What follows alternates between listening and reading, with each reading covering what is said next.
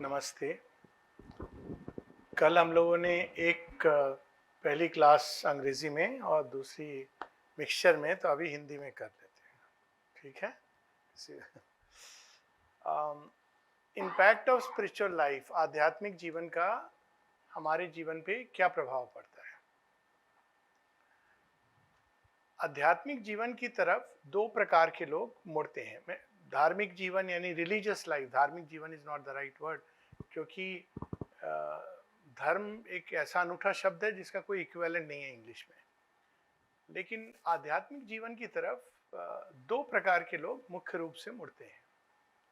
एक, जैसा कि बुद्ध देव ने बताया कि जीवन में दुख है और दुख से हमको, पीड़ा से मुक्ति चाहना, ये हर किसी के हृदय में तमन्ना होती है, इच्छा होती है। और बड़ा विचित्र ये बात है कि इच्छाओं के कारण दुख है और दुख से मुक्त होने की इच्छा होती है। खैर, जो भी हो इसको सूक्ष्म अहंकार कहा गया है। जो अंतिम अहंकार होता है वो मुक्ति का अहंकार होता है, इसको आध्यात्मिक उसमें। खैर, तो वो उस पीड़ा से, कष्ट से मुक्त होना चाहते हैं और उन्होंने डॉक्टर का, वकील का, पुलिस का और पॉलिटिशियन का और प्रीस्ट का भी, पंडितों का भी दरवाजा खटखटा लिया है। किताबें पढ़ ली हैं, सारी सेल्फ हेल्प टेक्निक्स जान ली है, टेड टॉक्स सुन ली हैं, लेकिन पीड़ा वहीं की वहीं है। तो वो चाहते हैं कि पीड़ा से मुझे मुक्ति मिले, कब तक ये रहेगा। तो अंत में वो घूम फिर के कहते हैं कि सुना है कि कुछ ऐसा है, वहाँ मन को बड़ी शांति मिलती है, और वो आध्यात्मिक जीवन की तरफ मुड़ जाते हैं। ये एक प्रकार के लोग हैं। शांति के लिए वो भगवान को ढूंढते हैं या आध्यात्मिक जीवन की ओर मुड़ते हैं। आमतौर पे कोई मेडिटेशन की टेक्निक सीख लेते हैं, माइंडफुलनेस या माइंडलेसनेस, जैसे भी आप देखो, और अंत में उनको शांति मिलती है। वो शांति के लिए ढूंढ रहे थे। किंतु दूसरे प्रकार के लोग हैं, ये शांति पे रुक जाते हैं, और इस शांति का जो अल्टीमेट स्वरूप है वो मोक्ष है, निर्वाण है, निर्वाण की प्राप्ति है। इसको अगर आप स्ट्रेच कर लोगे अल्टीमेट तक, शांति is not equivalent to nirvana, पर शांति को अगर आप उसकी गहराई, ऊंचाई और उसके अल्टीमेट ले जाएंगे तो हम देखेंगे कि शांति का स्रोत भी वही है जो शक्ति का स्रोत है। तो भगवान का शांति में स्वरूप, उसका स्पर्श मिलता है और सब कुछ अंदर में, तृष्णा शांत हो जाती है। तृष्णा के शांत होते ही सब शांत हो जाता है। दूसरे प्रकार के लोग हैं जो शांति के लिए नहीं ढूंढ रहे हैं, उनका जीवन ठीक चल रहा है, अच्छा चल रहा है, ठीक ठाक चल रहा है, अच्छा चल रहा है, मतलब जितना जीवन चलता है, उनको किसी असफलता या विफलता का सामना नहीं करना पड़ा, जीवन से वो प्रसन्न है। लेकिन वो इतना समझ गए हैं कि ये जीवन में ये एक बहुत सीमित फ्रेम है, और उनके अंदर एक अलग प्रकार की चाह जगने लगती है कि इसके आगे क्या है। वो उत्तर ढूंढ रहे हैं प्रश्नों के, वे प्रश्न जो उनको मन की भूमि पे उठते हैं, लेकिन मन की भूमि पर जिनका समुचित समाधान नहीं है, वे उत्तर ढूंढ रहे हैं। और इसको अगर हम कहें कि जैसे पहले श्रेणी के मनुष्य शांति ढूंढते हैं, दूसरे श्रेणी के मनुष्य प्रगति ढूंढते हैं। वो प्रगति चाह रहे हैं, और चूंकि वो प्रगति चाह रहे हैं, उनका संपर्क भगवान के उस स्वरूप से होता है जो शांति में नहीं, शक्ति में है। शक्ति के संपर्क में आते हैं और वो धीरे धीरे धीरे उस दिशा में बढ़ते चले जाते हैं। नाना प्रकार की नई नई ऊर्जाएं, नई संभावनाएं, नई चेष्टाएं, नई प्रेरणाएं उनके अंदर उपजने लगती है, और वो उस पर बढ़ते चले जाते हैं। उनको प्रगति मिलती है। जो जिस तरह की अभिप्सा से मुड़ता है, उस तरह का उसको गिफ्ट मिलता है। तो इसका मूल क्या है? हम लोग अगर बुद्धिज्म को देखें तो कहते हैं मूल मनुष्य के जीवन का, वो कहते हैं दुख एक सत्य है, और दुख के पीछे कारण क्या है इस सफरिंग का? वो डिजायर्स हैं, और कामनाओं के पीछे मूल क्या है? अहंकार है। अब अहंकार का मूल कहाँ है? वहां पे समस्या आ जाती है। और अहंकार एक ऐसे कांटे की तरह है जो हमारे जीवन की चादर में अटका रहता है। तो जब कांटा कोई अटक जाता है ना और आप उसको निकालना नहीं जानते, आप कुछ और नहीं कर सकते, आपका पूरा ध्यान कांटे पर लगा है। छोटी सी चीज है, जीवन उससे बहुत बड़ा है, लेकिन चादर को अगर आप फैलाना चाहेंगे तो ऐसा लगता है कि ये फट जाएगी। अब बार बार आप कांटे को ढूंढना निकालना चाह रहे हैं, लेकिन किसी भी व्यक्ति ने जीवन में कोई फांस या कांटा लगा हो, उसको अनुभव किया हो, तो वो जानता है कि कितना कठिन होता है उसको ढूंढना कहाँ है और उसको निकालना। वो एक छोटा सा पिन पॉइंट होता है, ईगो इज लाइक दैट। लेकिन पूरा हमारा ध्यान उस सीमित चीज के ऊपर केंद्रित हो जाता है। वहीं से अहंकार के बोध का, अहम बोध की उत्पत्ति होती है। अहम बोध क्या है? बहुत कुछ है जीवन में। अभी छोटी सी चीज है, मैं बाथरूम गया, मेरे हाथ में एक चोट लग गई, अचानक ध्यान, अरे आता है ना मनुष्य का, एक चोट लग गई। अब अगर मैं उसको देखने लग जाऊं, मुझे बैंडेड चाहिए, टेटनस चाहिए, वो तो कितनी सारी चीजें जीवन में खो दूंगा। तो अहमबोध क्या है? चेतना को सीमित हो जाना। अब उसका कारण क्या है? चेतना हमारी एक छोटे से स्व पे केंद्रित हो जाती है। तो अब इसके मूल में कहा है, क्या है? चेतना की गति है। चेतना जब सीमित हो जाती है, एक होल में घुस जाती है, छिद्र के अंदर, तो पीड़ा होती है। अब आप देखिए, इसको अनुभव प्रैक्टिकल लाइफ में होते हैं। डिप्रेशन क्या होता है? डिप्रेशन के समय सबने अनुभव किया होगा, कोई भी व्यक्ति 30 के ऊपर जाता नहीं है बिना कुछ मोमेंट्स या कई मोमेंट्स के डिप्रेशन। डिप्रेशन में क्या होता है? हमारे अंदर एक स्वकेंद्रित भाव आता है। कौन सा स्वकेंद्रित? वो वाला स्वकेंद्रित नहीं जो सच्चा स्व है। स्वकेंद्रित की, मेरा जीवन कैसा है, कोई समझता नहीं मुझे, कोई मेरा ध्यान नहीं रखता, मुझे ही भगवान ने चुना है कोड़े मारने के लिए, ना जाने मैंने क्या पाप किए थे, या और भी आगे, मैं पापी हूं एक कदम आगे बढ़ के, मैं तो दंड के लिए बना हूं। अब दुनिया आपको इतना प्रेम, जॉय देती है सब तरफ से। अगर हम खुले दिल से देखें, बेचारे फूल कहेंगे अरे हम भी हैं भाई, तुमको क्यों कह रहे हो कि हमें प्यार नहीं मिलता, हम देखो रोज तुम्हारे और मुस्कुराते हैं। लेकिन नहीं, हमको वो वाला चाहिए जो उस व्यक्ति से चाहिए। तो धीरे धीरे धीरे इस भाव में हम जाते हैं, और उसको और बढ़ाने के लिए हम लोग मुकेश के गाने सुनना शुरू कर देते हैं। पुराने जमाने का मुकेश, अब मुझे पता नहीं आज के समय में ऐसे कोई ट्रैजिक सिंगर्स हैं कि नहीं, अच्छे गायक हैं, लेकिन वो फेमस थे इसीलिए। राज कपूर की फिल्मों में जितने दुख वाले गाने हैं तो आपने लगा लिए। अब क्या हो रहा है? कंपाउंड हो रहा है। ऊपर से लोग आ जाते हैं आपसे, अरे कैसा मुंह बना रखा है, चेहरा उतरा है। अब आप धीरे धीरे एक गड्ढे के अंदर गिरते चले जा रहे हैं, और उस गड्ढे के अंदर जितना गिरते हैं उतना अधिक पीड़ा का अनुभव करते हैं। और ये एक विशेष, इसको कहते हैं वर्लपूल, जिसमें आपकी सारी ऊर्जा सोख करके समाप्त हो जाती है। उससे बाहर निकलना हमें नहीं आता। तो क्यों? वो चेतना स्वकेंद्रित हो गई। और स्पिरिचुअल लाइफ में जब हम लोग टर्न करते हैं, तो पहली चीज क्या होती है? हम किस स्व का ढूंढ रहे हैं? वो जो ये सीमित नहीं है, जिसको हम हमारे बायोडेटा से डिफाइन नहीं कर सकते। ये सबसे बड़ी चीज, बायोडेटा रखना बंद कर दीजिए। कोई समझदार व्यक्ति नहीं रखता। ये आपको आपकी सीमाओं का इंडिकेट कर रहा है, और कोई दूसरा व्यक्ति देखेगा ना, वो भी अब आपकी सीमाएं जान गया। अभी तक वो ये सोच रहा था अरे पता नहीं कौन, उसको रहने दीजिए अपने आपने biodata, I am mister so and so. अच्छा बस मिस्टर सो, हर व्यक्ति अपने बायोडेटा में, वो हमें बायोडेटा में सीमित कर देता है। और आध्यात्मिक जीवन में हम क्या है?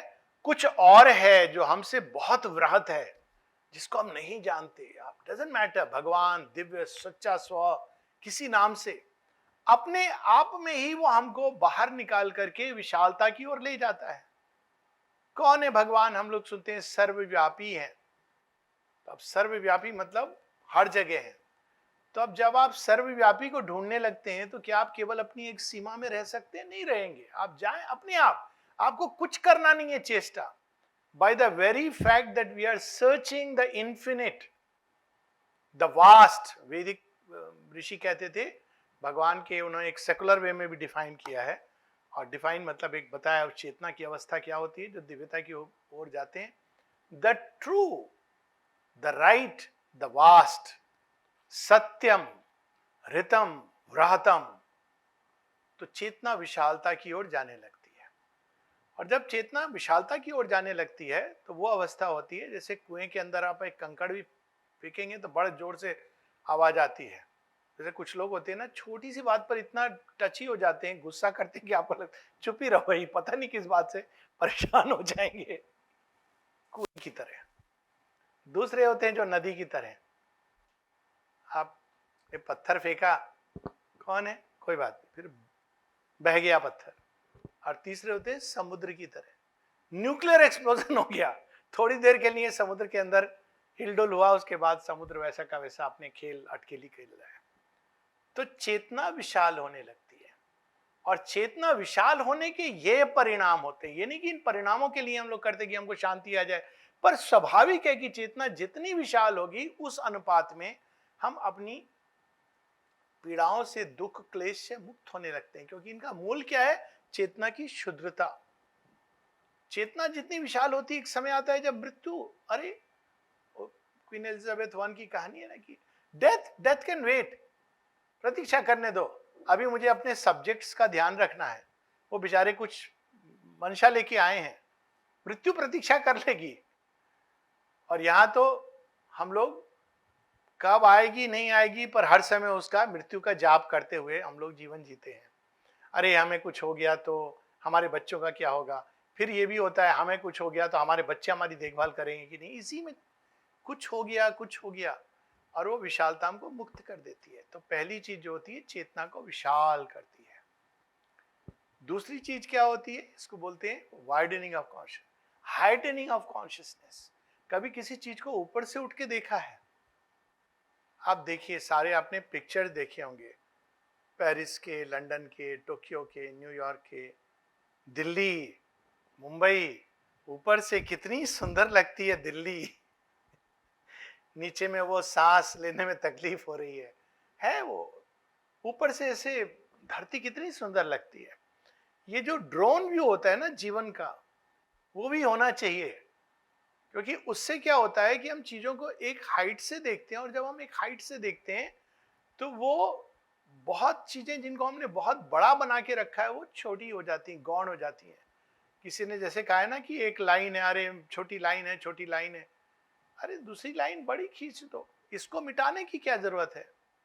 आपने देखा है बच्चों के साथ क्या होता है, जब आप थोड़े बड़े हो जाते हैं, जब माता पिता होते हैं वो बच्चों को कैसे देखते हैं, ये इसमें ये प्रॉब्लम वो प्रॉब्लम है, तो बच्चा कहाँ जाता है, दादा दादी के पास। दादा दादी क्या कहते हैं, पापा को कहते हैं, अरे तू भी तो ऐसा था, कहते हैं ना, अक्सर कहते हैं। क्यों? अब वो हाइट, उनके विजडम में बड़े हो गए, तो बड़े होकर के जब वो देखते हैं तो क्या हृदय में आता है, बड़ी सुंदर एक हिंदी में कहावत है, क्षमा बड़न को चाहिए, छोटन को उत्पात। तब आप इस तरह से देखते हो, उत्पात करेगा, इसमें क्या है, मेरा स्वभाव है क्षमा। यहां आप क्षमा कोई सोच विचार के नहीं कर रहे हो, गुस्सा आ रहा है मैं क्षमा कर रहा हूं, नहीं, ये स्वाभाविक है। आप देखते हो कि भाई कीट पतंगों का स्वभाव है, सांप का स्वभाव है डस लेगा, कुत्ते का स्वभाव है भौंकेगा, आप उसमें पत्थर लेके नहीं चलोगे। तो ये चेतना जैसे जैसे हमारी, इसको कहते हैं ascension of consciousness. Ascension of consciousness क्या है, मैं इसके कई अनुभवों में नहीं जा रहा हूं, लेकिन मूलतः आपकी चेतना जीवन को एक ऊंचाई पे उठ के, और ये ऊंचाई बड़ी अद्भुत ऊंचाई है, ये वो वाली ऊंचाई नहीं है जो आर्टिफिशियल ऊंचाई है। आर्टिफिशियल ऊंचाई में क्या होता है, हम बड़े हैं तुम छोटे हो, ये वो वाली ऊंचाई नहीं है, क्योंकि ये चेतना की ऊंचाई है। और उस ऊंचाई से जब हम जीवन को देखते हैं तो ये अलग नजर आता है। बहुत सारी चीजें हैं जिन पर हम बहुत ज्यादा फोकस थे, वो चली जाती, चीजें अपने मूल स्वरूप में दिखती हैं। जैसे फॉर इंस्टेंस आपको पहाड़ दिख रहा है, अरे वाह कितना अच्छा, इवन बिल्डिंग दिख रही है मल्टी स्टोरी, कितनी अच्छी है, अंदर जाएंगे अरे यहाँ पर ये गंदगी है, जाला है, लिफ्ट नहीं काम कर रही है। ये नहीं कि डिटेल्स का स्थान नहीं है, लेकिन एक टोटल व्यू आने लगता है जीवन की, एक समग्र दृष्टि डेवलप करने लगते हैं, एक हम विशालता और ऊंचाई के साथ, जो जिससे बहुत फर्क पड़ता है।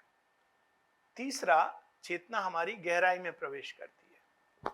गहराई में प्रवेश करने का क्या अर्थ है?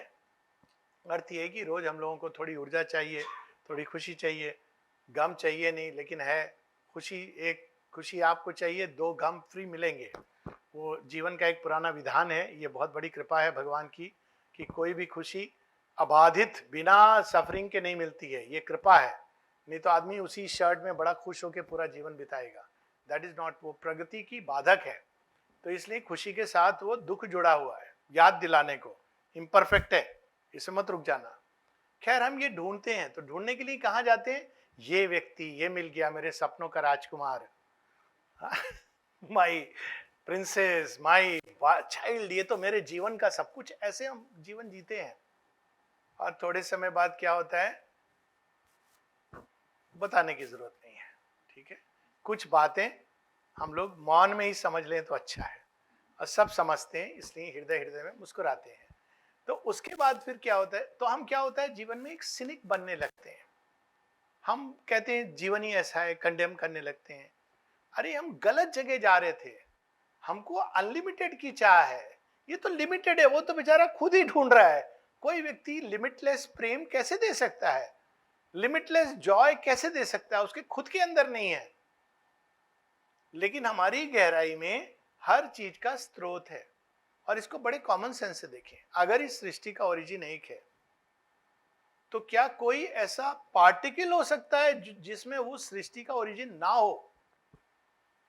द मोमेंट वी से कि हो सकता है, इसका मतलब है कि वो पार्टिकल का एक अलग उद्गम है। Isn't it? यही हमारे श्लोक है ना उपनिषद में, पूर्णमिदं पूर्णमदं पूर्णात् पूर्णमुदच्यते। अब ये क्या है? The full, the whole, the infinite is present in each infinitesimal. कितनी अद्भुत बात है। और उसकी ऊर्जा से सपोर्टेड है, इसीलिए वो इंटरकनेक्टेड है पूरी सृष्टि के साथ। अपने आप में एग्जिस्ट नहीं करता अलग। मनुष्य क्या करता है, हम अलग हैं, सबसे अलग हैं। आपकी एक पहचान, ये सब सही है, लेकिन हम जब अपने को कट ऑफ करके देखने लगते हैं कि सृष्टि, भगवान सब कुछ मेरे लिए बना है, तो वहां समस्या होती है। इसका कोर्स करेक्शन हो जाता है। क्यों? हमारे अंदर ओरिजिन को जब हम ढूंढते हैं, जो हमारी गहराई में, हर किसी की गहराई में छिपा है, इवन एटम्स की गहराई में वही छिपा है। लेकिन मनुष्य के साथ ये प्रिविलेज है कि वो उस ओरिजिन के साथ कांटेक्ट कर सकता है। ये अब प्रिविलेज है क्योंकि इवोल्यूशनरी प्रोसेस में मनुष्य वहां पे पहुंच गया है, जहां अब वो अपने ही ओरिजिन को जान सकता है। इसको कई सिमिली से बताया गया है, serpent biting its own tail इत्यादि इत्यादि। तो हम अपने ही ओरिजिन को ढूंढ सकते हैं। और जब हम ओरिजिन के कांटेक्ट में आते हैं, तो ओरिजिन क्या है? जैसे कल्पना करें हम, वो ओरिजिन जिससे अनेकों अनेकों प्लैनेटरी सिस्टम्स, गैलेक्सीज निकली हैं। एक एक चीज के अंदर वो नॉलेज, ज्ञान, विज्ञान डाला गया है, जिससे कि वो अपना जीवन यापन कर सके। हम कल्पना कर सकते हैं कि उस ओरिजिन में कितनी शक्ति, ऊर्जा, ज्ञान और वह आनंद जो हम देखते हैं, महसूस करते हैं, लेकिन उसका स्रोत नहीं जानते, यहां वहां खोजते हैं। Can we imagine what that origin is? Doesn't matter, आप किसी भी नाम से बोलो। और उस ओरिजिन में जब हम कांटेक्ट में आते हैं, अपनी गहराई में उतर के, तो फिर हम वही unlimited, limitless, infinite energy, infinite power, infinite consciousness, infinite delight, infinite knowledge के कांटेक्ट में आ जाते हैं। तब हमारा परमानेंट पेट्रोल का चार्जर से जुड़ गई है। अब हमको इधर उधर प्लग करने की जरूरत नहीं है। Now we become like lamps which are radiating light, not looking for where I can plug in to find some light for myself. ये इसको क्या कहा जाता है? Reversal of consciousness. आमतौर पे हम बाहर से ढूंढ रहे हैं, वो हमको अपने अंदर और स्वतः ही मिलता है, क्योंकि वो ओरिजिन है, आपको देगा ही देगा। इसको बहुत तरह से वेदों में, उपनिषदों में बताया गया है। And we cannot even imagine what that life is like, a new life. इसलिए उसको कहा गया है नई चेतना है, नया लाइफ। एक बड़ा सुंदर उदाहरण दिया है माँ ने कि आमतौर पर हम जीवन में, हमारी चादर जब फटती है तो हम क्या करते हैं? नहीं खरीदते हैं। नहीं पैसा है तो हम पैबंद लगाते हैं। दाग लग गया तो हम साफ करते हैं, इधर साफ करते हैं, उधर साफ करते हैं, चादर बहुत दागदार हो जाती है। और स्पिरिचुअल लाइफ क्या है? एक नई चादर, और ये नई चादर उस मटेरियल की जिसमें दाग नहीं लग सकता। कितनी अच्छी चीज है, मतलब आपको वो एक ऐसी चादर है जिसमें दोष का स्पर्श नहीं हो सकता। It is like changing the entire blanket or changing the entire cover that we are sheet, changing the entire sheet। नहीं तो हम अभी तक पैबंद लगाते हैं, पैच वर्क, या उसको सुपर रिन की चमत्कार, या फिर हम उसको बेच के या खरीदते हैं दूसरी, लेकिन वही मटेरियल की होती है, तो फिर वो बात वही होती है, चेंज नहीं होता है कुछ। तो इसको माँ कहती है स्पिरिचुअलिटी में कैसे चीजें काम करती है, change of consciousness. Change of consciousness जब होती है, जब हमारी चेतना बदलती है, तो हमारी दृष्टि बदलती है। हम लोग बचपन से एक जन्मजात कैटरैक्ट के शिकार हैं, और वही कैटरैक्ट, वो हम ह्यूमन लेंस जिसको कहते हैं, उससे ही जीवन देखते हैं, और वो लेंस हमको बचपन से ही दे दिया जाता है। एक तो मनुष्य जीवन, मैटर में जन्म लिया, ऊपर से माता पिता, वो देख पड़ोसी का बच्चा कितना अच्छा कर रहा है, तू देख कहाँ है। अब वहां से शुरू हो जाता है वो कैटरैक्ट को, और क्लास में भी, स्कूल में भी, सब जगह यही चीज हमारे जीवन में। सो धीरे धीरे वो कैटरैक्ट और बड़ा होता जाता है, उसका इलाज नहीं हो रहा है। और फिर एक टाइम आता है जब हम देखते हैं कि ये तो गलत दृष्टि, गलत है मेरी जीवन को देखने की। कछुए और खरगोश के रेस की संभावना कितनी है, और अगर रेस करनी है तो कछुआ इतना तो समझदार है कि खरगोश से कह देगा कि भैया रेस करना चाहते हो, आओ जरा पानी में कर ले। इतनी बुद्धि तो होनी चाहिए ना। कहीं होता है slow and steady wins the race. Rabbit सो गया, बचपन में ऐसी कहानी हम पढ़ते थे, रैबिट सो गया। अरे वो तुम उस पर डिपेंड कर रहे हो रेस जीतने के लिए, नहीं सोया तो हमारी रैबिट के साथ रेस ही नहीं है, किसी के साथ रेस नहीं है। एलिस इन वंडरलैंड में बड़ी सुंदर एक बात है, वो कहते हैं हम कौन रेस में जीता, तो वो डोडो कहता है all have won the races, all have come first. अब ये दृष्टि अपने आप डेवलप होती है, क्योंकि आप देखते हो कि हम किसी के साथ रेस में नहीं हैं। और ये कब आता है, जब हमें एक जीवन का पर्पस मिलता है ना। कई बार लोगों से पूछो पर्पस और गोल, इन दोनों में अंतर है, what is the difference. Generally आप किससे पूछे कि पर्पस जीवन का क्या है, तो गोल बता देते हैं। This is the difference between purpose and goal. Goal बिल्कुल आपको बाहर कुछ होता है जहां हम जा रहे हैं, कुछ अचीव कर रहे हैं हम। मेरा गोल है कि मैं एक डॉक्टर बन जाऊं, उसके बाद में खूब नामी गिरामी डॉक्टर बनूं। वो पर्पस नहीं है, वो गोल है आपका। आप एक लक्ष्य जो आप प्राप्त करना चाहते हो, और लक्ष्य और प्रयोजन क्या होता है, मेरे जीवन का पर्पस क्या है, वो फुलफिल हो। जैसे एक फूल है, उसका पर्पस है जीवन का खिलना, जिस रंग और सुगंध उसमें भरी हुई है उसका पूरी तरह प्रकट करना, वह उसकी महत्ता है। अगर गुलाब बनना चाहेगा सूरजमुखी जैसा, या चमेली बनना चाहेगी सूरजमुखी जैसी, वो थोड़ा करेक्ट सिमिली है, तो प्रॉब्लम होगी। सबकी अपनी जगह है, लेकिन वो प्रयोजन जो है, हमारे जीवन का क्या प्रयोजन है, वो एक अनूठी चीज है, वो किसी कंपैरिजन में नहीं होती है, वो बाहर होती ही नहीं है, वो एक आभ्यंतरिक चीज है जो हमें डिस्कवर करनी होती है। पर्पस हमारे जीवन का क्या है, हमारे जीवन का उद्देश्य क्यों है हम इस संसार में। जब हम एक बाहरी चीज को पर्पस बना देते हैं, वो जिसको गोल हम कहते हैं, तो वो मिलने के बाद फिर हमारा जीवन खाली होने लगता है। तो अक्सर आप पूछेंगे एक एडोलेसेंस में क्या है पर्पस। अभी मैं इस कंपटीशन के लिए तैयारी कर रहा हूँ, उसमें हो जाऊंगा, हो गया, आप डॉक्टर बन गया, अब क्या पर्पस है, अब मुझे अपना एक हॉस्पिटल बनाना है, बन गया। और कोविड के दौरान तो कितने बन गए, 3 साल में बन गए कोविड हॉस्पिटल के नाम पर, ना जाने क्या क्या हुआ, उसकी बात ही ना की जाए तो अलग बात है। तो ये एक सब हो गया आपका। उसके बाद क्या, कुछ लोग ये भी बोलते हैं शादी करना, बच्चे, ये कोई पर्पस है, एनीवेज कहते हैं लोग। उसके बाद बच्चों के बच्चे, इस तरह जीवन। और लास्ट में हम कहते हैं कि ये तो सब चले गए मेरे जीवन से। तब कहते हैं सुना था कोई स्पिरिचुअलिटी की बात एक बार औरा यूनिवर्सिटी में जाके हमने सुनी थी। कुछ ट्राई करते हैं हम लोग, कुछ स्पिरिचुअल सुन रहे थे। Too late, time to apply to the graveyard और द शमशान।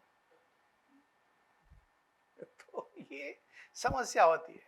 लेकिन जब हम पर्पस को लेके चलते हैं, स्पिरिचुअल पर्पस एक बड़ी अद्भुत बात है। वो आपको हमेशा युवा रखती है। युवा रहने का अक्सीर तरीका, अचूक उपाय, कोई विटामिन ई की क्रीम और ये टैबलेट और वो टैबलेट, ये नहीं है। आपके अंदर सतत प्रगति की चाह होगी ना, आप युवा रहेंगे। ऑरोविल का हम लोगों ने नाम सुना है। कल्पना हम कर सकते हैं कि माँ जब 91 ईयर्स की है, तब उन्होंने ऑरोविल मैनिफेस्ट हो रहा है, और उसके 3 वर्ष पहले उन्होंने एक कन्वर्सेशन में बताती हैं। हम कल्पना कर सकते हैं क्या प्रगति की चाह है। ये जो प्रगति की चाह है, ये आध्यात्मिक जीवन हमको ले आता है। क्यों? क्योंकि वो अनंतता की ओर जा रहा है। वो, उसका कोई सीमित एंड पॉइंट नहीं है। अक्सर लोग पूछते हैं कि इसका एंड पॉइंट क्या है। तो मैं तो कहता हूं, एंड पॉइंट क्यों चाहते हो? रुकना चाहते हो? क्या मजा आएगा, थोड़ी देर रुक जाओगे। परमानेंट नहीं रुकना चाहिए, क्योंकि इन्फिनिट की spiritual life is an opening into the infinite. Even जब आप भगवान के साथ एक हो जाते हो, उसके बाद भी किसकी प्रगति? सारी सृष्टि में वो है। तो कैसे कैसे नाना प्रकार से उनका प्रकटन हो। श्री कृष्ण ये कहते हैं ना कि कोई भी ऐसी चीज नहीं है जो मुझे प्राप्त करने के लिए आवश्यकता है, लेकिन मैं कर्म ना करूं तो ये सृष्टि पीछे की तरफ चली जाएगी। श्री अरविंद भी कहते हैं, there is nothing that I need for myself, whether the super mind और सच्चिदानंद, वो सब वो प्राप्त कर चुके हैं।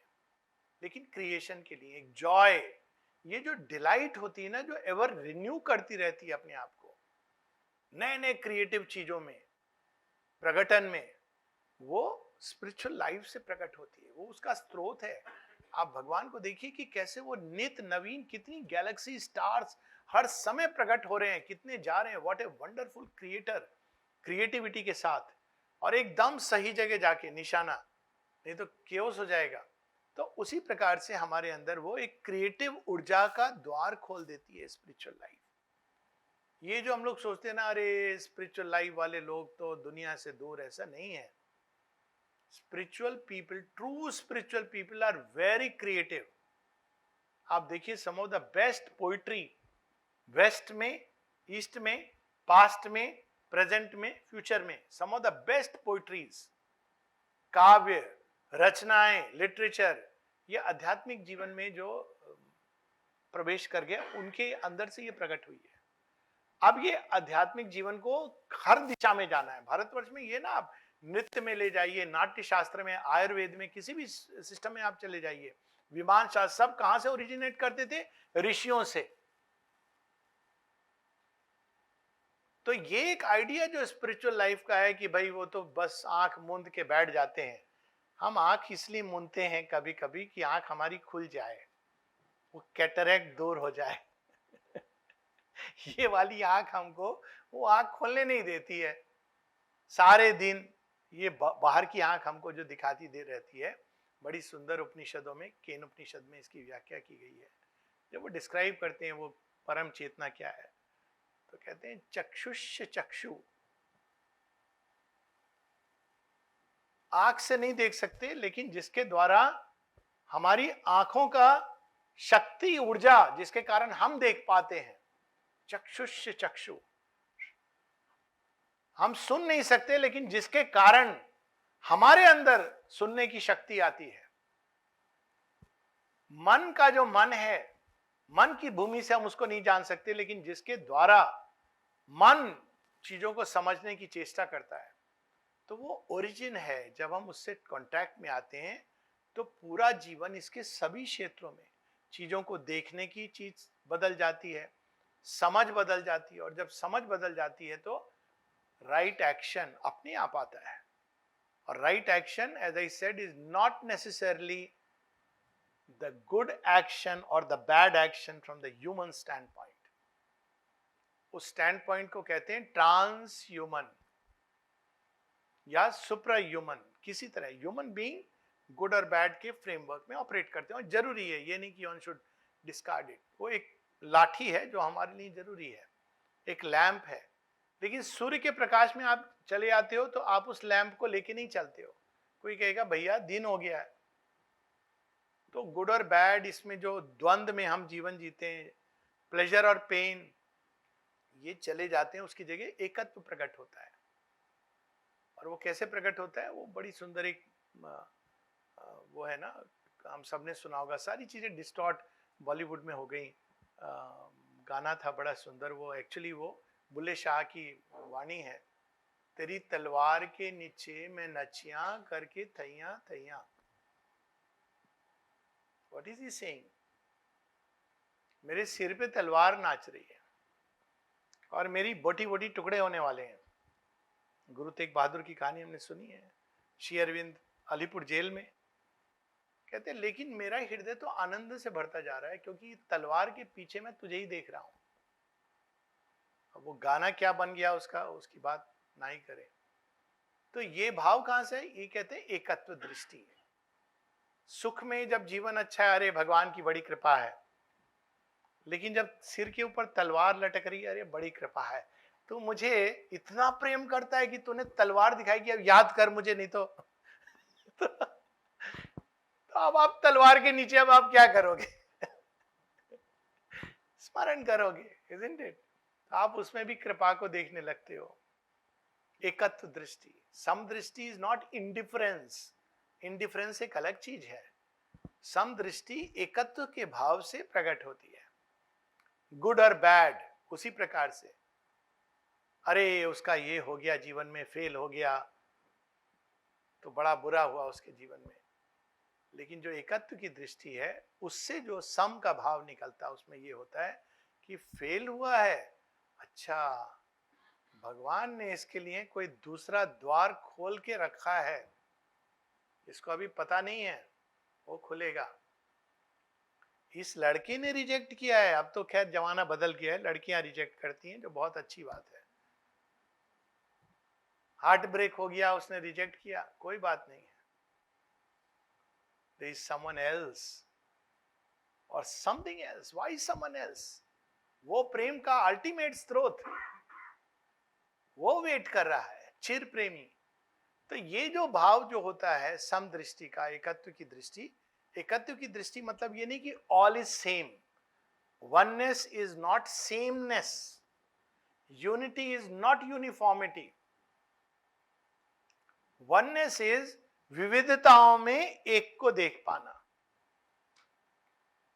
अनेकता में एकता, और एकता में अनेकता छिपी होती है, इसको समझना। तो जब ये दृष्टि बदलती है तो ये सब कुछ प्रकट होने लगता है अपने आप। It is like a constant revelation. ये कोई ये नहीं समझने की चीज, अच्छा ऐसा हुआ है तो क्या हुआ होगा, मैं सोचूं जरा भगवान की क्या मंशा होगी। It's gone. जैसे आप चीजों को देखते हो वैसे देखते हो, यू सी इट। अब आप सोच के नहीं देखते हो, ये आपके अंदर चादर बदल गई, कैटरैक्ट उतर गया, तो बस यू विल सी। और जब हम इस तरह से जीवन को देखते हैं तो right action, right perception, Buddha के जो है ना एट फोल्ड पाथ, उसमें आप देखें बड़े, उन्होंने बड़ी अच्छे चतुराई से लिखी है इस बात को। राइट परसेप्शन, राइट अंडरस्टैंडिंग क्यों नहीं हो पाती? क्योंकि ईगो की दृष्टि है, इसीलिए हम भगवान के खेल को कभी नहीं समझ पाते। ईगो की दृष्टि हर चीज को स्वकेंद्रित करके देखती है, और जो भगवान की दृष्टि है उस मोमेंट को तो देखती है, ऐसा नहीं कि डिस्कार्ड करती है, लेकिन वो टोटलिटी में उस मोमेंट को देखती है। जैसे कोई व्यक्ति जब एक 20 साल का बच्चा अगर बताए अरे मैं उस एग्जाम में फेल हो गया, उसका देखिए दिल टूट जाता है। या उससे मुझे धोखा हो गया, दिल टूट जाता है।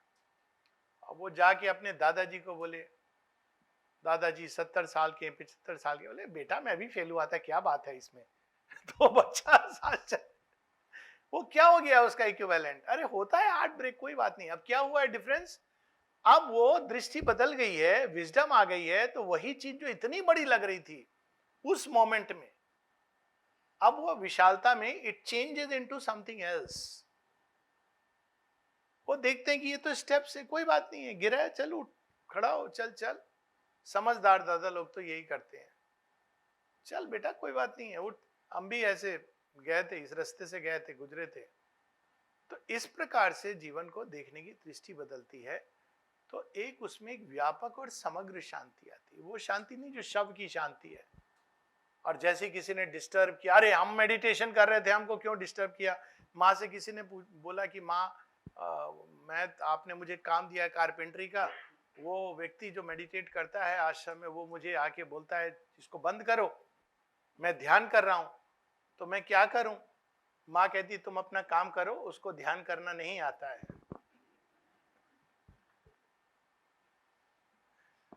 जिस दिन ध्यान करना आ जाएगा, युद्ध क्षेत्र पे भी ध्यान कर लेगा, तुम काम करते रहो। तो ये जब जीवन को हम इस तरह से, तो वो सतत सहज समाधि, ये कहा है ना, जो बोलूं सो वेद कहावा, जहां पग धरूं सो तीरथ। तो बाहर से हमको कोई चीज ढूंढने की जरूरत नहीं होती है, जहां हम जाते हैं वही भगवान का घर बन जाता है। तो it is this inner life is a very rich life. जो इनर वेल्थ है, जिसमें शांति, शक्ति, आनंद, प्रेम, ज्ञान, सौंदर्य बोध, जिससे हम देखने लगते हैं, तो वे चीजें जिनको हम बाहर से देख के अरे अरे देखो, वही चीज के अंदर हमको सुंदरता दिखाई देने लगती है। देखिए जीवन कितना बदल जाए। अभी तो हम लोग ब्लैक एंड व्हाइट में ही अटके हुए हैं। कई लोग तो स्किन का कलर कैसा है, भूरा है, उजला है, काला है, तो भाई सबसे अच्छा तो ब्राउन है, मतलब करेक्ट आंच में सिका है। जो कम है, गोरा है, मतलब ठीक से सिका नहीं। जो काला है जल गया। लेकिन हमारे इंडियंस का तो ज्यादातर करेक्ट आंच में जो रोटी का कलर होना चाहिए। अब ये विजन बदलता है आपको। ये तो दिस आप हंसते हो जीवन के ऊपर, क्योंकि आप कहते हैं किन चीजों पे हम इतना शोक विलाप, ये चला जाता है। बड़ी सुंदर एक बात बताई है ईश उपनिषद में, तत्र को मोह क शोक एकत्वम अनुपश्यत। कैसा मोह, कैसा शोक, जब हम एकत्व में जीते हैं। अंत में वो व्यक्ति संसार से भागता नहीं है, पता नहीं कहां से ये दिमाग में सब हम लोगों के, वो संसार से दूर चला जाता है। अगेन भारतवर्ष में जो ऋषिज थे, क्रिएटर्स थे, वॉरियर्स थे, योद्धा थे, स्वयं भी युद्ध लड़ना जानते थे, वेपन्स उनके पास। श्री राम को अगस्त ऋषि देते हैं, विश्वामित्र ट्रेनिंग देते हैं, वशिष्ठ ऋषि एक दंड से पूरी आर्मी को निकाल सकते हैं। तो ये वो इन सब चीजों में थे, क्रिएटर्स थे, लिटरेचर में, पोएट्री में, they are extremely creative people. They lead life, but they lead life from a different consciousness. ये मूल चीज स्पिरिचुअलिटी की है। It's not withdrawal from life, but a change of life. और जीवन कैसे बदलता है, when there is a change of consciousness. तो एक बहुत ही अद्भुत, और ना केवल एक सत्य प्रकट हो रहा है हम सबके सामने, बल्कि उससे हमारा जीवन हर लेवल पे इंपैक्ट करता है। ये एक ऐसी चीज नहीं है जब हम केवल थोड़ी देर शांत हो गए, नहीं। शिव की शांति, जब वो संहार भी करते हैं, पूरी पृथ्वी में तांडव कर रहे हैं, तो भी उस शांति में है। तो उसमें हम प्रवेश करने लगते हैं, जहां रेस्ट एंड एक्टिविटी ये साथ साथ चलती हैं। फोर्स और शांति ये दोनों एक साथ चलती हैं। भगवान की चेतना में ये दोनों एक साथ हैं। हमारे चेतना में या तो ऐसे होगा या वैसे होगा। तो ये जो एकत्व में प्रवेश है, ये इसका मूल चीज है। आध्यात्मिक चेतना हमको एकत्व में ले जाती है, जिसके कारण और कई चीजें होती हैं। नया ज्ञान प्रकट होने लगता है, इंट्यूशन, जिसके कारण हम चीजों को डायरेक्टली देखने लगते हैं। वो जो हम दिमाग के एनालिसिस से नहीं समझ पाते हैं, वो डायरेक्टली इंट्यूशन हमको दिखा देती है। एक ऐसी शेरविंद इसको कहते हैं स्टैब ऑफ लाइट, जो एकदम चीजों की गहराई में। और चूंकि हमारा जीवन अंदर से शांत और सामंजस्यपूर्ण, हार्मोनियस होने लगता है, तो बहुत सारे रोग जो डिसहार्मोनी के कारण है, जो शरीर के अंदर जड़ लेके बैठे हुए हैं, that they are more difficult. बहुत सारे आंतरिक डिसहार्मोनी के कारण है, वो अपने आप चले जाते हैं, क्योंकि हमारे पास उनको ठीक करने की वो संजीवनी बूटी हाथ में लग गई है। तो डॉक्टर का बिल बच जाता है। तो ये सारी चीजें स्पिरिचुअल लाइफ के साथ आती हैं। ये पैकेज है, पीस मील नहीं आती है। मूल चीज है चेंज ऑफ कॉन्शियसनेस। चेतना बदली तो ऑटोमेटिकली सारी चीजें एक साथ अपने अंदर चेंज होनी प्रारंभ हो जाती है। ये एक बैकग्राउंड है। 10-1 मिनट हम लोग रखते हैं। कोई प्रश्न अगर है तो I will be happy to. हाँ बोलिए। कोई बात। हाँ हाँ हाँ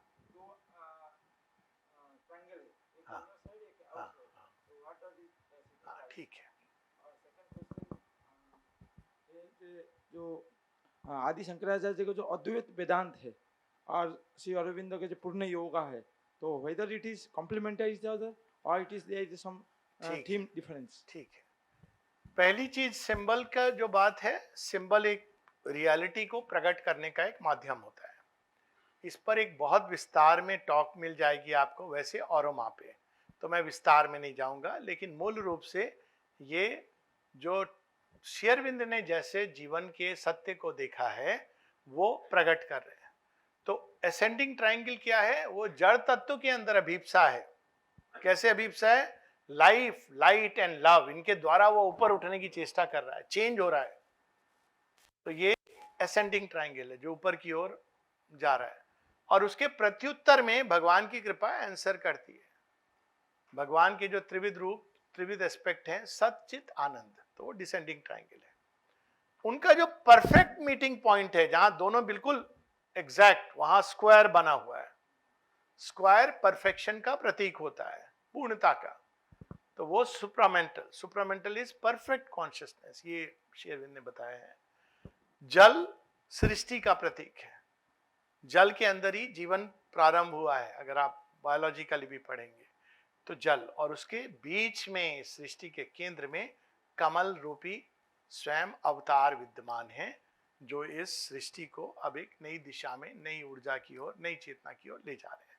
तो वो स्वयं श्री अरविंद आप कह सकते हैं। तो ये श्री अरविंद का सिंबल इस सत्य को मैंने नेचुरली, इस पर पूरी एक टॉक हो सकती है, और है, और वहाँ पे आपको मिलेगी, मुझे पता नहीं कहाँ पर, लेकिन है, और वहाँ पे एक टॉक है। शंकराचार्य का वेदांत अल्टीमेट नहीं है, ये मुझे पता है। मैं कह रहा हूँ एक ऐसा स्टेटमेंट जो आश्चर्य हो, लेकिन क्योंकि मैं जब मेरे प्रश्न, अल्टीमेट चीज क्या होती है जो आपको अल्टीमेट रिकंसाइलिंग आंसर दे दे। लेट मी, एक पूर्व धारणाओं से हम नहीं जाएंगे। हाँ, शंकराचार्य महान है, मैं ये नहीं कह रहा हूं कि महान नहीं है, हर एक व्यक्ति महान है, लेकिन अल्टीमेट आप क्या ढूंढते हो किसी भी दर्शन में? अब यहां मैं दार्शनिक लेवल पे बात कर रहा हूं। आप अल्टीमेट रिकंसिलिएशन ढूंढते हो, जीवन जैसा है और भगवान या अल्टीमेट रियलिटी का जो भी दर्शन है हमारा। तो अल्टीमेट रिकंसिलिएशन, कम से कम मैं जब मेडिकल कॉलेज में, मेरा एक फितूर था मेडिकल किताबों के साथ साथ ये सब पढ़ना। तो शंकराचार्य को जब मैंने पढ़ा था तो मेरे को तो यही लगा कि बहुत मेधावी हैं, पर वो अल्टीमेट आंसर नहीं मिल रहा है। क्यों नहीं मिल रहा है? अब उन्होंने 2-3 तरीके से सृष्टि को समझाने की चेष्टा की है। अब समस्या क्या है देखो, पहले let's state the proposition. Divine is सच्चिदानंद, यही तो अनुभव शांति में है, आनंद में है। सृष्टि क्या है? इसका ऑपोजिट है, इजंट इट? मोर और लेस। ये नहीं कि शांति नहीं है, लेकिन बहुत अशांति भी है, और दुख भी है, पीड़ा भी है, ये सब है। ये सारी स्पिरिचुअल लाइफ की प्रॉब्लम यही है, पैराडॉक्स। तो अब वो इसको एक, अब आई नो, अब मैं इसको थोड़ा संक्षेप में करके, इल्यूजन। इल्यूजन क्या है कि हम इस जीवन को नहीं अनुभव कर रहे हैं, ठीक से नहीं देख रहे हैं। तो अब ये तो ठीक है, यहां तक ठीक है कि इल्यूजन है, हम सही दृष्टि से नहीं देख रहे हैं। लेकिन जब हम सही दृष्टि से देखेंगे तो क्या होगा? तो कहते हैं ये एक, दो तरीके से वो देखते हैं कि ये एक नॉन एग्जिस्टेंट चीज है, आप इससे बाहर हो जाओगे। ये एक ऐसे बिल्डिंग की तरह है जो एक स्वप्न महल है जो कलैप्स हो जाएगा। जैसे स्वप्न में आप चीजों को देखते हो, उनकी सत्यता तब तक है जब तक आप जागे नहीं हो। जाग जाओगे तो स्वप्न में आपने बड़ा भवन देखा, किसी की मृत्यु देखी, सब कलैप्स हो जाता है। ये एक बहुत अपीलिंग आर्गुमेंट है। तो लोग जब उनको ये कहते हैं कि नहीं, लेकिन ये रियल लाइफ में तो ऐसे ये स्वप्न नहीं है, मतलब पेन होता है, हम लोग रियल होता है। तो उन्होंने इसको एक दूसरे ढंग से समझाया है जो बड़ा अपीलिंग लगता है, वो है प्रैक्टिकल। एक व्यवहारिक सत्यता होती है, व्यवहारिक भूमि पर ये अप्लाई करता है लेकिन अल्टीमेट रियलिटी में नहीं अप्लाई करता है। Very appealing. पर प्रश्न तो वही रह जाता है कि फिर ये जो स्वप्न है किसने देखा, कहां से आया, ऐसा दुस्वप्न क्यों दिखाया जा रहा है हमको? ये पिक्चर तो मैं नहीं जाना चाहता था, मुझे किसने इस फिल्म के बीच में बैठा दिया जिसमें ये सब दिख रहा है? अब आपने तो कह दिया कि भाई इस पिक्चर से आप आ जाओ बाहर, ये तो पिक्चर है, रियलिटी नहीं है। But who put me there और why did I get in there, ये अल्टीमेट रिकंसिलिएशन नहीं है। और अगर आप ध्यान से देखें कि इससे बड़ी समस्या होती है, इंडिविजुअल की रियलिटी क्या है।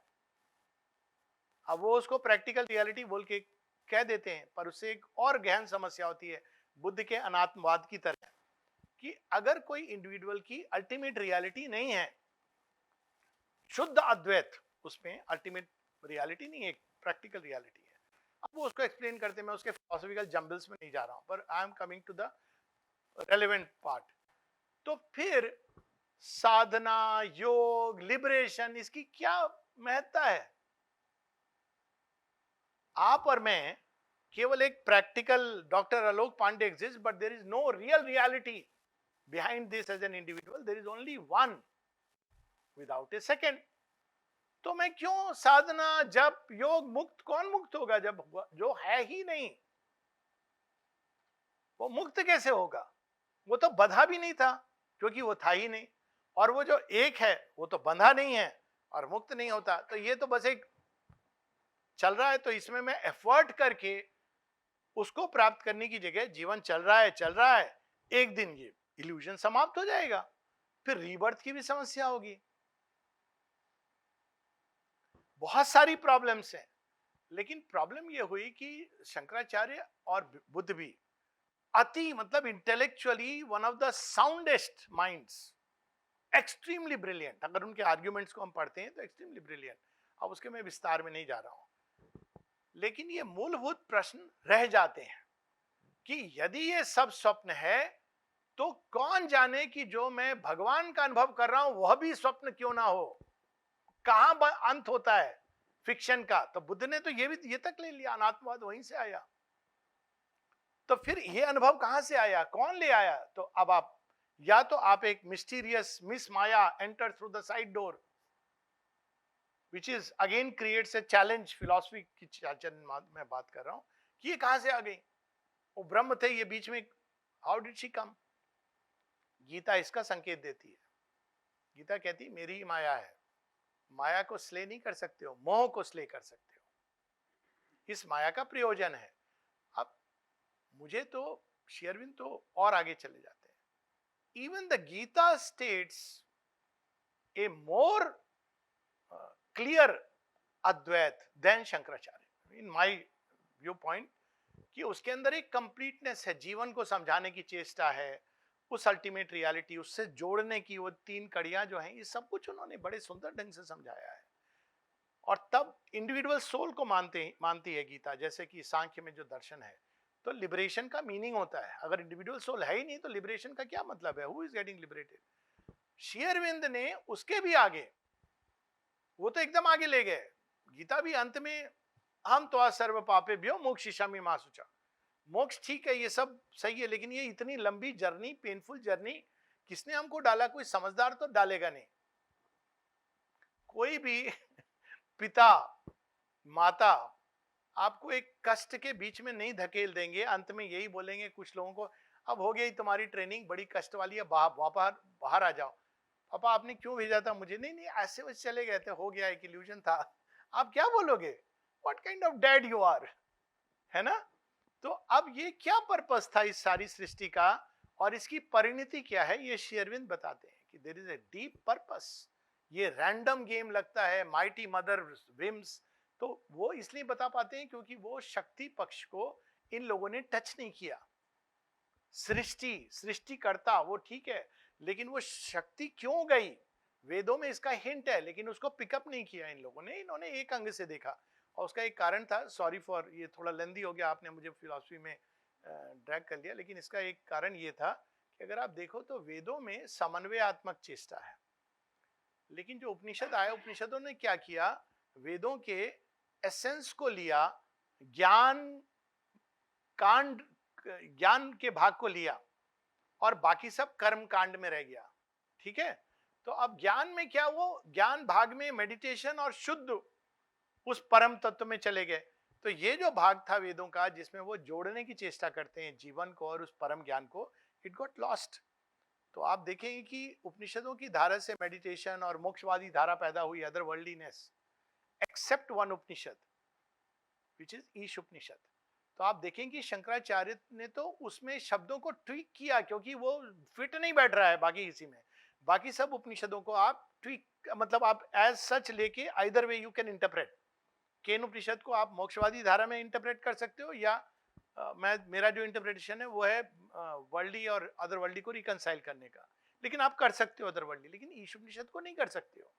फिर कई लोगों ने ऐसे भी कह दिया कि ये ईश उपनिषद एग्जिस्ट नहीं करता, मतलब है लेकिन पता नहीं किसने, ये उपनिषद नहीं है, मतलब मनमानी। तो ये उपनिषदों के बाद ये समस्या शुरू हुई। छांदोग्य में फिर से प्रयास हुआ रिकंसाइल करने का, फिर श्री कृष्ण आए, गीता में उन्होंने रिकंसाइल की चेष्टा की, तंत्रों ने रिकंसाइल करने की चेष्टा की, और फाइनली श्री अरविंद में कंप्लीटनेस मिलती है।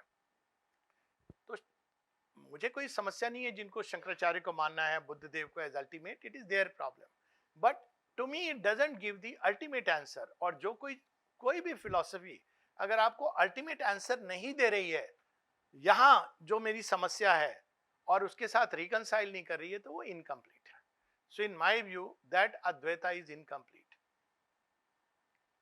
हाँ प्लीज, बहुत संक्षेप में मैंने कहा है, बहुत इस पर। हाँ हाँ नमस्कार। अरविंद जी ने, महर्षि अरविंद जी, पूर्व जन्म, अभी जो हम जी रहे हैं वो, और पुनर्जन्म, उसके बारे में उनका क्या कहना है? ठीक, अगेन इस पर मैं आपको सॉरी लुक लाइक, बट क्योंकि उसमें विस्तार से ये सारे विषय हैं, और वहाँ पे इस पे कई टॉक्स हैं मेरी, पुनर्जन्म के ऊपर, रीबर्थ के ऊपर, श्री अरविंद ने तो लिखा ही है जगह जगह, but to make it very short, हाँ पुनर्जन्म है। अगर आप इंडिविजुअल सोल की बात करेंगे तो पुनर्जन्म बिकम्स ए स्पिरिचुअल नेसेसिटी, क्योंकि फिर वो इंडिविजुअल सोल कहाँ से आई और उसका अंत के बाद क्या होना है।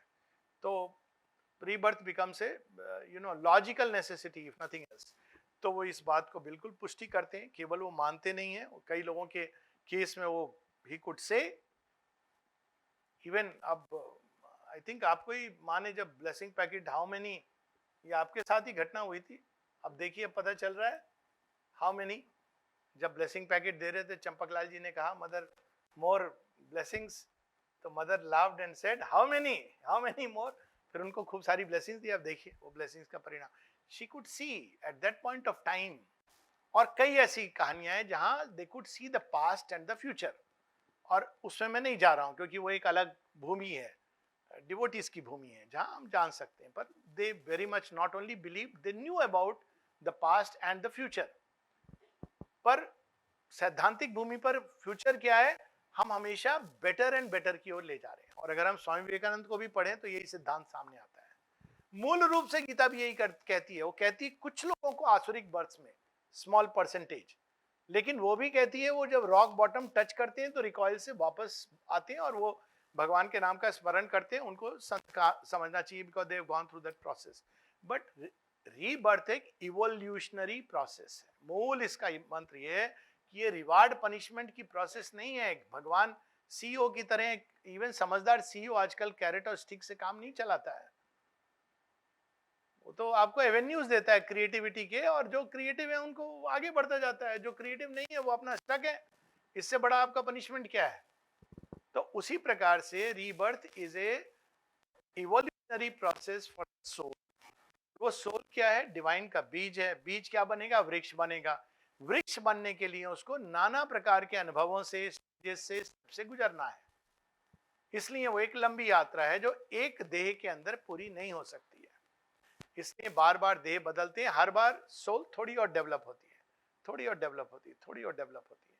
लेकिन मूल रूप से इसकी जर्नी सोल की दो स्टेजेस में होती है। जैसे एक बीज का फर्स्ट स्टेज है जब वो अंधकार में होता है, लेकिन वो अट्रैक्टेड होता है लाइट की तरफ, इसीलिए वो अपने आप ऊपर की ओर जा रहा है, डिफाइंग ग्रेविटी। जड़ तो चली गई लेकिन वो ऊपर की ओर जा रहा है। ये होती है इग्नोरेंस में हमारी जर्नी, उसमें भी हम प्रकाश की ओर जा रहे हैं। इसलिए श्री अरविंद उसको कहते हैं सबकॉन्शियस योगा।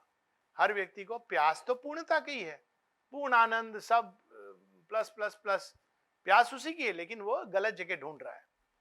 फिर एक टाइम आता है जब वो धरती के बाहर निकलता है, वो कहता है अरे प्रकाश तो वहां है, अब वो सीधा चलना शुरू हो जाता है। That is the bhumi when subconscious yoga becomes conscious yoga. यही डिफरेंस है। और वो तब तक चलती रहती यात्रा जब तक हम उस पूर्णता को प्राप्त नहीं कर लेते जिसका बीज हमारे अंदर सोल के रूप में विद्यमान है। पर्पस क्या है इसका? एक कृष्ण अनेकों कृष्ण बन जाएंगे, एको हम बहुश्याम। One divine wants to become many many many divines. तो अद्भुत होगा वो, तो तब समझ आता है ठीक है, ये जो थोड़ी बहुत टुकाई चल रही है, it is part of the process, it's okay, because you know that the end is something very beautiful. वरना तो अजीब लगता है, ये क्या पाप पुण्य में हमको समझ ही नहीं, क्यों क्या ज्ञान में कर बैठा एक बच्चे ने, उसके लिए 20 साल बाद मम्मी कहती तू 2 साल का था, तूने मुझे धक्का दिया था, आज मैं तुझे पनिशमेंट दूंगी। आपको क्या लगेगा कि कैसी माँ है ये? और भगवान को हम ऐसे ही, तूने पाप किया था 2 जन्म पहले, अरे यार बता तो दो हमें क्या किया था हमने। और मानते हैं इन चीजों को। भगवान दंड दे रहा है, कैसा भगवान होगा जो दंड देगा? उसके लिए तो दूसरा कोई नहीं है। तो ये सब मिसरीडिंग है, ह्यूमनाइजेशन किया है हमने एक डिवाइन प्रयोजन का। ये क्यों किया जाता है? It is to fill the philosophical gaps in our understanding. क्योंकि हम संसार को कैसे समझाएं? एक और तो हमने कह दिया डिवाइन है, जो फेयर है, जस्ट है, सब कुछ है, लेकिन जीवन ऐसा है तो कैसे समझाएंगे? तो ये एक हमने गैप को फिल किया ह्यूमन लॉजिक से। देखो जैसे हम लोग करेंगे, पनिशमेंट देंगे, रिवार्ड देंगे, तो भगवान भी ऐसे आपको दंडित कर रहा है और रिवार्ड दे रहा है। It is a human misreading into the deep divine intention which is only for progress and evolution. तो श्री अरविंद रीबर्थ की प्रोसेस को इवोल्यूशनरी प्रोसेस समझते हैं। I think it answers fairly on a larger scale. Yes. हाँ। द्वैत अद्वैत अलग है। द्वैत अद्वैत, विशिष्ट अद्वैत, ये कई धाराएं निकली, एक वेदांतिक स्कूल की धाराएं हैं। तो क्या कहती हैं अद्वैत? इसका एक एग्जाम्पल होता है वेव एंड द सी। तो वेव भी है और सी भी है। तो ये अद्वैत की 2 धाराएं हैं, जिसको आप विशिष्ट अद्वैत कह सकते हैं, कई लोग इसको द्वैत अद्वैत, थोड़ा डिफरेंस हो गया। दूसरा है रिवर एंड द सी। तो रिवर आ रही है, अलग है, अंत में सी में मिलती है, एक है, तो वो द्वैत हो गया। जहां अलग है वो सृष्टि को समझाने का कि भाई this is different, that is different, but there is a way that you can meet and become one through prayer, worship, meditation etcetera. आप एक हो सकते हो, पर मूल स्वरूप में दोनों। अब इसी में बहुत सारी अलग अलग विशिष्ट अद्वैत आता है, जहां एक भी हो लेकिन अलग भी हो, जैसे मैंने बताया वेव्स की। फिर आप चले जाओगे कि पानी तो सेम है, पानी का मूल स्वरूप एक है। तो they are ways of explaining, वही रिकंसाइल करने की चेष्टाएं हैं। But ultimately it leaves the practical question unanswered कि राम तेरी गंगा मैली क्यों है? वो ठीक है, मिल जाएगी। और मैली क्यों है? द्वैत अद्वैत की ये प्रॉब्लम है। Anyways that's not so. हाँ बताइए। Sir, I'll just go out of way. Sir, the one thing is that I'm a very senior professor. Past almost 16 years I am spending for my retirement, and I am very happy to state one thing: that one of the byproduct of my career is the present vice chancellor of this university. That's not an important question. I have stand up only for one reason. Sir, we have got many, I will not say follower, but your beneficiaries. I have recently worked on this yoga sadhana in daily life, and have come across so many things that I have drawn from you, your website, your All India magazine is excellent magazine and it provides lot of things in that case. I read some of the things you see. So my request now only one, and that I've seen your last talk on these questions and answers on based on volume number 29. I would like to request you to bring out something as summarizes of all those things that you have said for right from 1st to 29. That will be very great helpful to us. Sir, we are very grateful to you. Please help us. Thank आपका you. सुझाव सराखों पर और माता जी की प्रेरणा और समय, ये दो चीज़ों का बस मिलना जरूरी होता है, तो वो होगा तो निश्चित रूप से ही आएगी।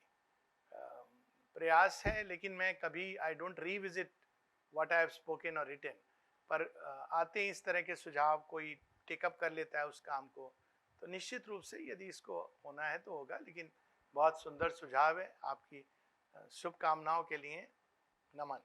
सब माता जी की ग्रेस है हम लोग। ठीक है, तो हम लोग यहीं पर